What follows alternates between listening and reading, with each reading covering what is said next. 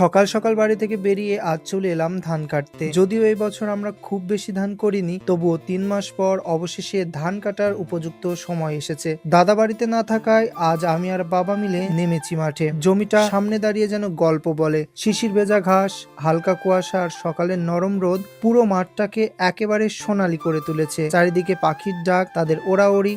ধান বাঁধার সময় কাছে গেলে একটু দূরে সরে যায়, আবার ফিরে আসে সেই নিজ জায়গায়। মাঠে হাঁটলেই চোখে পড়ে নানা ফুল, জমির বাঁধে পুরোনো দিনের সেই ছোট ফল যেটা ছোটবেলায় মাঠে এসে আমরা খেলতাম। আজ হঠাৎ দেখে শৈশবের স্মৃতি ফিরে এলো। চারিদিকে মানুষজন ছড়িয়ে আছে, কেউ ধান কাটছে, কেউ বাঁধছে, কেউ জমির আল দিয়ে হাঁটছে। পুরো দৃশ্যটা যেন সিনেমার মতোই নির্মল, শান্ত আর ভীষণ সুন্দর। 4 ঘন্টা পর আমরা যতটুকু ধান কাটতে পেরেছি সেটাই যেন আজকের পরিশ্রম আর আজকের সেরা উপহার। এই সকালের পরিবেশ, শিশির, কুয়াশা, রোদ, পাখি মাঠ সব মিলিয়েই যেন এক অবিস্মরণীয় দিন। তো তোমরা কে কে মাঠে ধান কাটতে এসেছো অবশ্যই কমেন্ট করে জানিও।